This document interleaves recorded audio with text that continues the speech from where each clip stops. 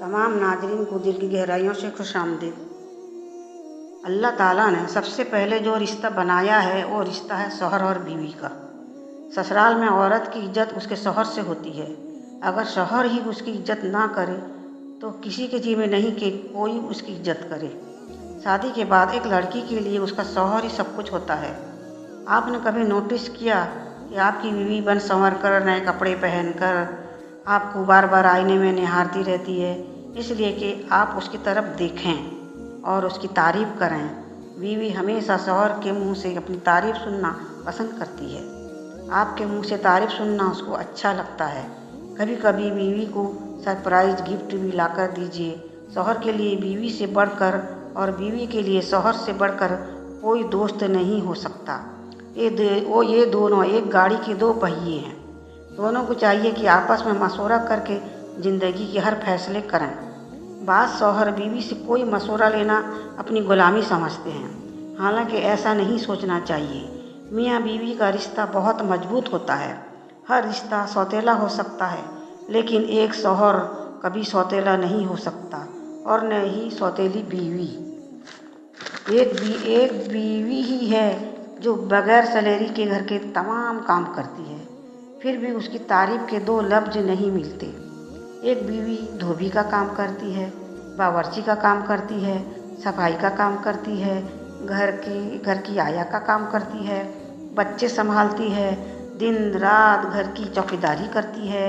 जब घर के अफराद बीमार हों तो नर्स का काम करती है और तुम्हारे घर के माल की हिफाजत करती है।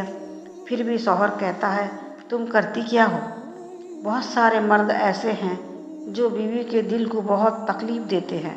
वो लोग अपने माँ बाप और भाई के कहने पर बीवी पर जुल्म ढाते हैं। वो लोग समझते हैं कि बीवी तो दोबारा मिल जाएगी, माँ बाप भाई बहन दोबारा नहीं मिलेंगे। ऐसे शौहरों से गुजारिश है कि जैसे आपको आपके माँ बाप भाई बहन प्यारे हैं, ऐसे ही सबको अपनी बहन बेटी प्यारी होती हैं। अपनी बीवी को इज्जत दीजिए। औरत हमेशा प्यार और इज्जत की भूखी होती है।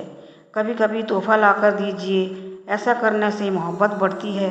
अगर बीवी उसके शौहर के साथ अलग रहना चाहे तो उसमें घर वालों को बुरा नहीं लगना चाहिए। अलग रहना उसका हक है, बल्कि इस ज़माने में ये बिल्कुल ठीक है। साथ ही रहने से बहुत सारे फसादात होते हैं। एक बीवी का दुनिया उसका शौहर ही होता है, इसलिए वो शौहर से झगड़ा करती है, रूठती है, गुस्सा करती है और प्यार भी बहुत करती है। मियाँ बीवी का रिश्ता बहुत ही नाजुक होता है, इसलिए इस रिश्ते को संभाल कर रखिए। एक दूसरे पर शक न करें, शक करने से रिश्ता कमज़ोर पड़ जाता है। बीवी को प्यार मोहब्बत और इज्जत की ज़रूरत होती है। कड़वे बोल बोल कर उसका दिल न दुखाया करो। शादी का मतलब एक दूसरे के साथ रहना ही काफ़ी नहीं, बल्कि हर फीलिंग को समझनी पड़ती है। रिश्ता निभाने के लिए औरत अपने माँ बाप भाई बहन सब कुछ छोड़कर तुम्हारे घर आती है। नया घर, नए लोग, वो सबको अपनाती है। क्या तुम अपने घर अपने माँ बाप को छोड़कर किसी और के घर रह सकते हो? वो मीका से ससुराल में आकर अपने तौर तरीके रहन सहन सब कुछ कुर्बान करती है। क्या तुम ऐसा कर सकते हो? हरगिज नहीं। ये कुर्बानी सिर्फ एक औरत ही कर सकती है। बीवी अपने शौहर से उस वक्त तक लड़ती या जिद करती है जब तक उससे प्यार की उम्मीद होती है। जब वो उम्मीद ख़त्म हो जाती है तो वो लड़ना और जिद करना बंद कर देती है।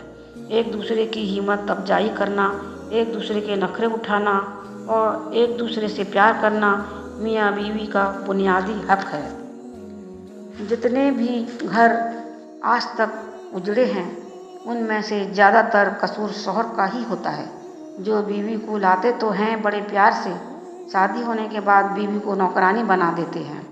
तुझे मेरी माँ की खिदमत करनी है, मेरी बहनों की बात माननी है, ऐसा नहीं करना चाहिए।